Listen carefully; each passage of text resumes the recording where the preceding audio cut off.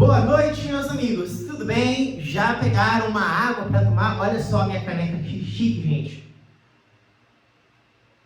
Bom, gente, na última aula nós vimos o primeiro caso especial, que é a auto-oxirredução, também conhecida como desproporcionamento.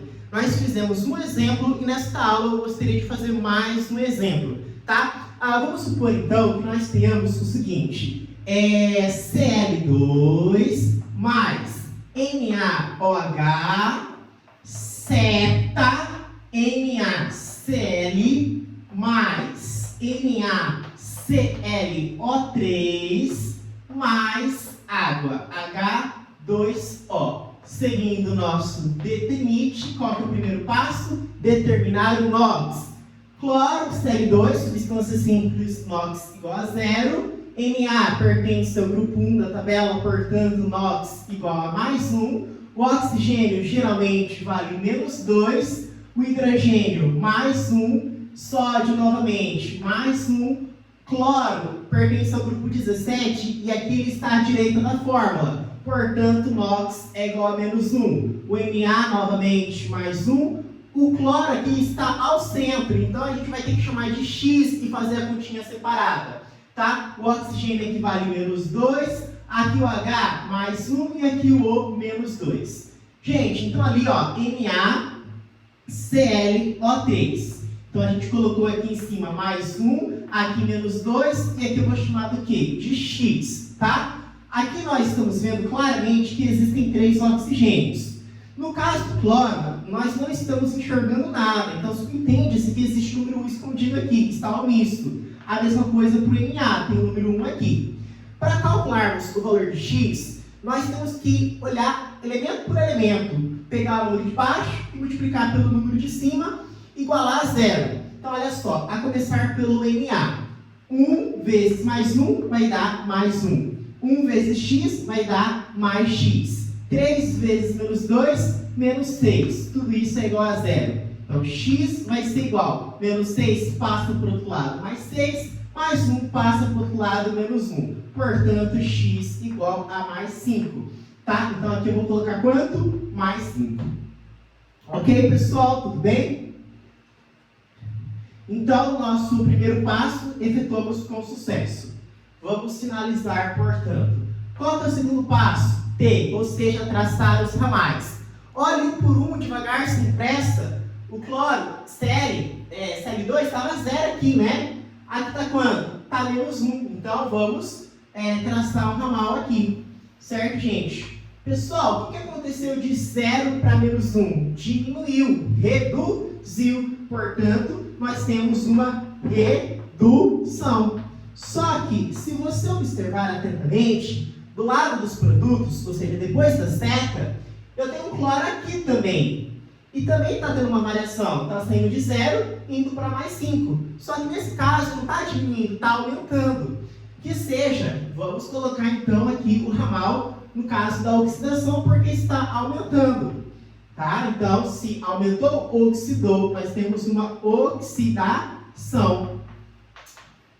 Tá? Aqui o Na está mais 1, continua mais 1. O O menos 2, continua menos 2. O H mais 1 continua mais 1. Vamos calcular o X aqui da redução. O que representa o X mesmo?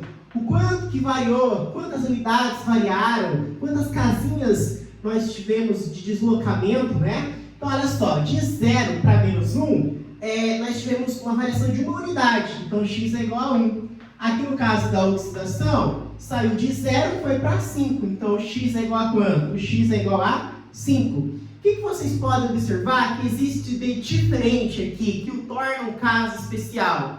Que o Cl2, ele se encontra, ele está tanto no ramal da redução, quanto no ramal da oxidação. Então, nós estamos diante de um caso de auto-oxirredução, ou como queira, desproporcionamento, tá? E como é um caso especial, então a gente vai ter uma particularidade aqui. Na hora de efetuar o terceiro passo, que é montar a tabela, antes, lá no caso geral, o que nós aprendemos que eu falei várias vezes? Vai para o quadro aquela substância que contiver lá maior tonicidade, não tiver NOx repetido. De novo, tiver a maior atomicidade e não tiver NOx repetido. Só que aqui é um caso especial. Então aquilo ali é furado, não vai valer aqui. O que vai valer aqui então? Como o Cl2 está tanto no ramal da redução quanto no ramal da oxidação, ele nunca vai para o quadro. Repita comigo. Ele nunca vai para o quadro. Por quê? Porque ele está presente tanto no ramal da oxidação quanto no ramal da redução.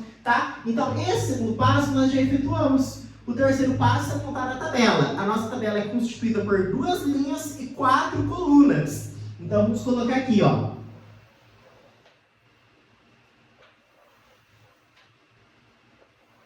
Já coloquei as 2 linhas e agora as 4 colunas. Ó, 1, 2, 3, 4.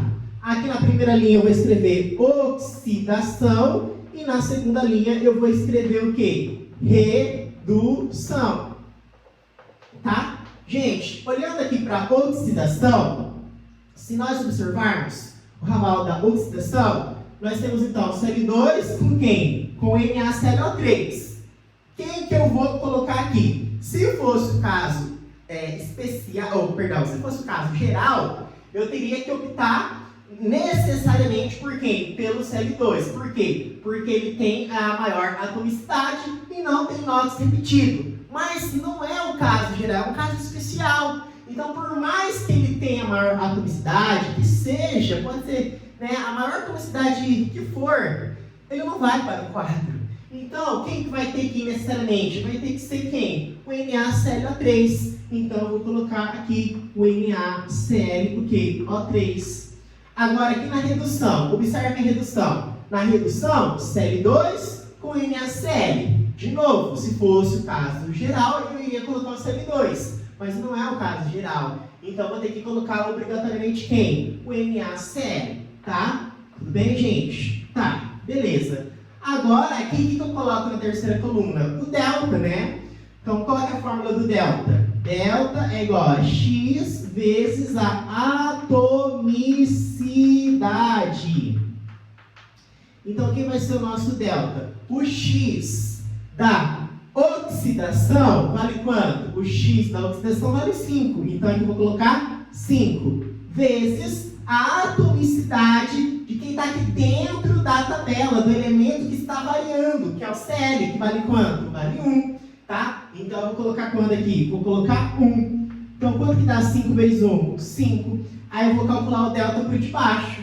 De novo, vou escrever a fórmula, nós não temos preguiça, é para fixar. X vezes a atomicidade. Então, quem vai ser o nosso delta? Delta vai ser o x da redução. X da redução, aqui, x da redução vale quanto? Vale 1. Então, eu vou pôr 1 aqui, vezes a atomicidade de quem está dentro da tabela do elemento que está variando, que é o Cl. Aqui é quem que está escondido? É 1. Então, vamos pôr 1 aqui. 1 vezes 1 dá quanto? Dá 1. Pronto, nós efetuamos o terceiro passo. Qual que é o quarto passo? E fazer a inversão. Aquele que está embaixo vai para cima e aquele que está em cima vai para baixo.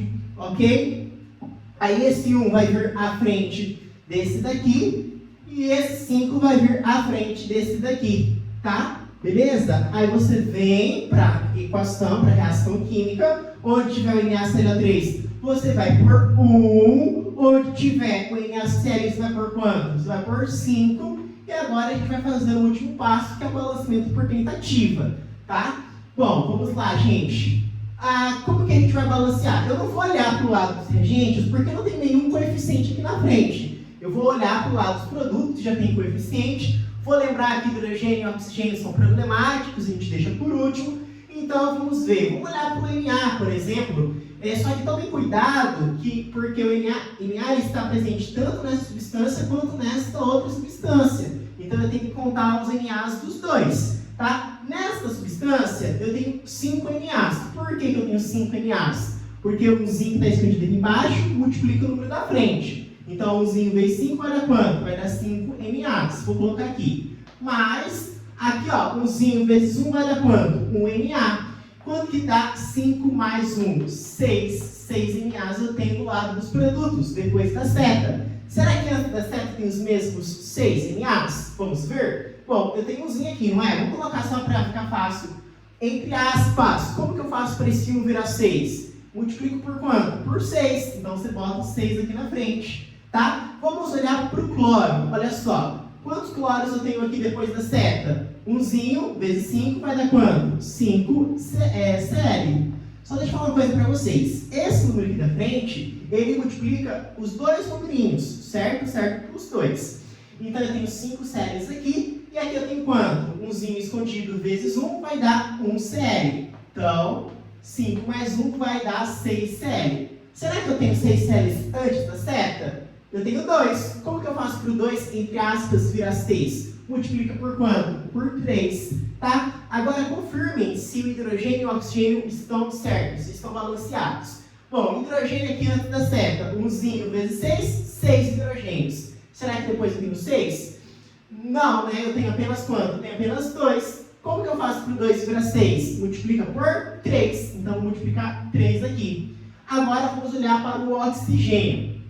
Quantos oxigênios eu tenho antes da seta? 1 está escondido. Vezes 6 dá 6 luz. Né? 6 oxigênios. Será que eu tenho os mesmos 6 depois da seta? Cuidado, porque o oxigênio ele aparece aqui e aparece aqui. No total tem que dar 6, porque aqui nós temos 6 oxigênios, ok? Então, 3 vezes 1, 3. Então, 3 luz. Mais 1 vezes 3, 3. 3 mais 3 dá 6. Então, está balanceado. Muito obrigado, um grande abraço, fiquem com Deus.